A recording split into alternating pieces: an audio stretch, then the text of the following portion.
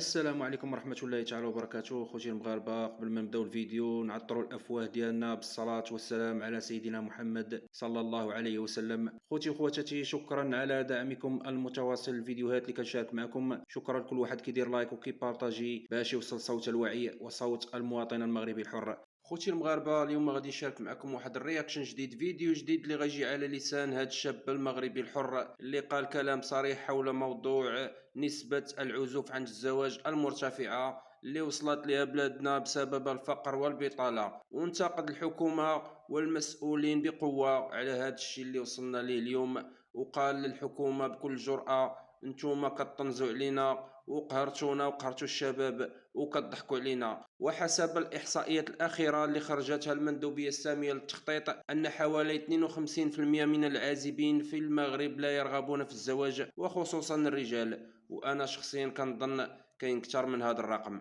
المهم، سمعوا شنو قال، ولنا تعقيب في وسط الفيديو في اخر الفيديو ان شاء الله. ايوا خوتي، بلا ما نطول عليكم نخليكم تشاهدوا الفيديو للنهايه. ما تنساوش تدعمونا بلايك وبارطاجيو الفيديو واشتركوا في القناه باش يوصلكم كل ما هو جديد بحول الله.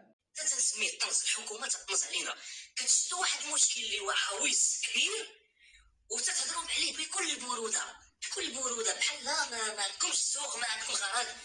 52% ديال الشباب المغربي عازف عن الزواج وما بغاش يتزوج. قال لك ما تقولوش ما بغاش يتزوج، قولوا بان حنا ما خليناهمش يتزوجوا. خاصكم تقولوا هكا، قولوا حنا صعبنا عليهم الحياه باش ما يتزوجوش.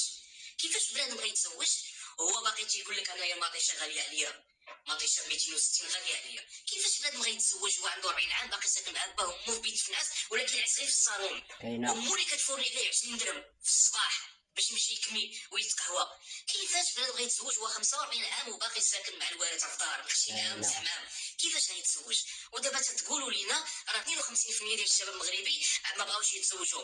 هاد الرقم، هاد الاحصائيات ديال اين عام؟ 1985 يا مات الناس الغيوان، لايك ولا اخوتي، 1992 ولا 95 وقتاش يا مات الشيخ حسني؟ الله يلا يا علاش مات كتقولوا الناس في الغيوان. 2026 97% من الشباب المغربي لا يريدون الزواج او لا عازفون عن الزواج؟ واخا غير يكذبوا يقولوا هذا لا يريدون، واخا هي غير كذبه.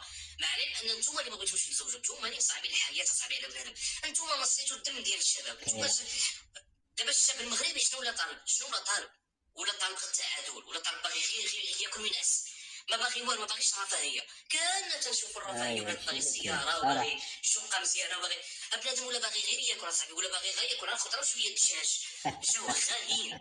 بنادم وصل لواحد الدرجه انه ولا كيفطر وكيتغدى وما كيتعشاش. ماشي ما بغاش ولا دير الريجيم، لا، حيت ما عندوش هادو باش غيكمل النهار يتعشى.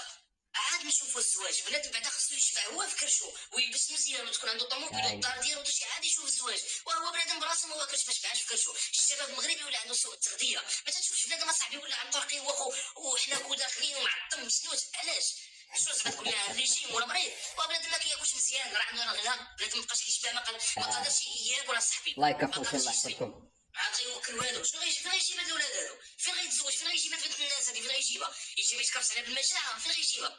ايوا خوتي المغاربه، اش بان لكم في هذا الكلام اللي قال هذا الشاب؟ الله يعطيه الصحه. فعلا السياسه اللي غادا بها بلادنا، وايضا هادو اللي كيمثلوا المغاربه في الحكومه هما اللي وراء هذا الشيء اللي كيوقع لبلادنا. فعوض ما نقولوا ان هناك 52% من الشباب ما باغينش يتزوجوا، نقولوا ان الحكومه المغربيه هي اللي منع الشباب من التطور والعيش الكريم. وراء هذه البطاله والفقر اللي كنعيشوه هو اللي مخلي الشباب يمتنع عن الزواج، حيت خايف وما باغيش يغامر، وفي التالي يصبح نادم مكرفس مع ديك المرا ودوك الوليدات.